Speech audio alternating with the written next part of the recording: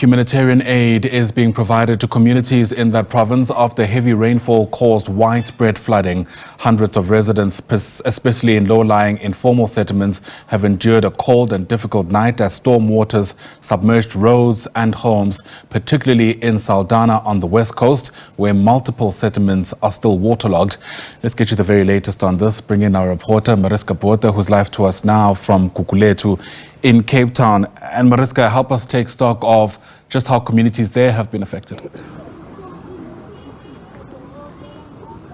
Well, it's as you said there, Ayanda, you described it perfectly. It was a very, very difficult night, as it has been for this community in Gugulethu. It's Ward 41 in Gugulethu, and it's called Lotus Park, ironically, such a beautiful name.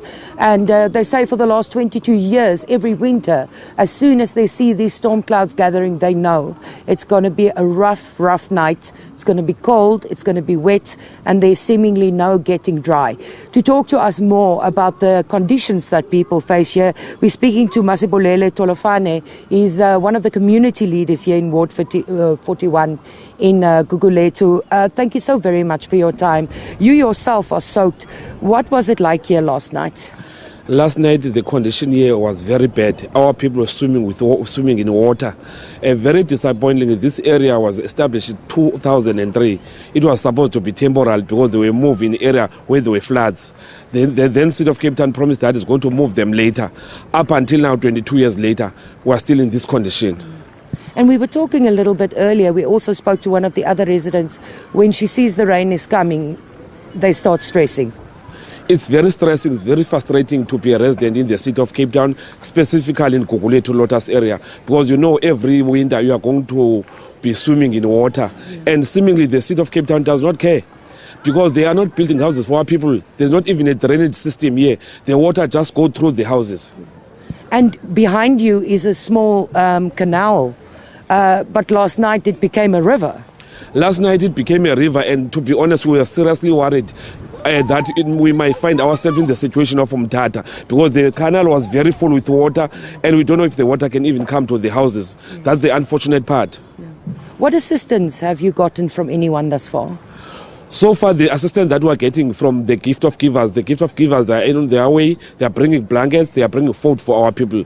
Other than that, there's no other people. As you can see now, the municipality trucks that just bring the milling. I don't know what the milling is going to do. That's the very unfortunate part, that the city seemingly does not care about people of Lotus, specifically in Gugulethu. Because it's the City of Cape Town that relocated these people temporarily, but they are still here up until today. The sooner they build the houses for these people, the better.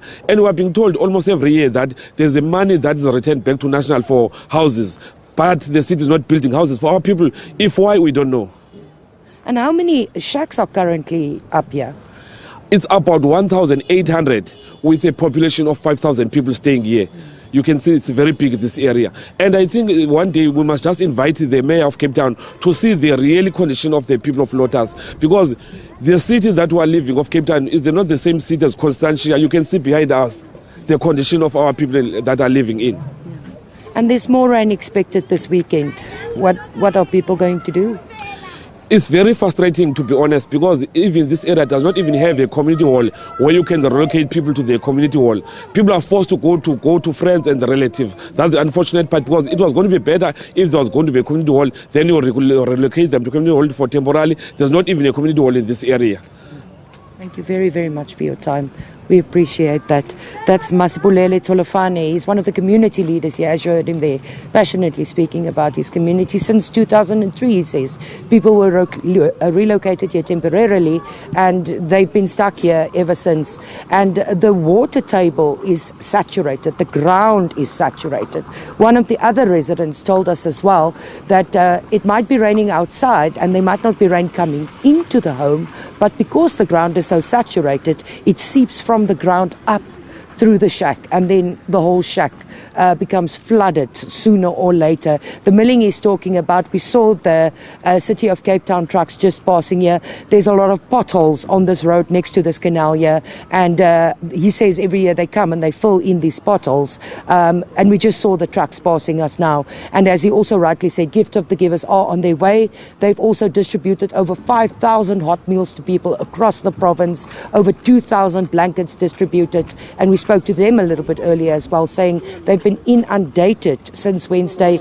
They've had to ask people, interns and so on, to assist them because there's simply not enough people to help them to distribute what they need to distribute.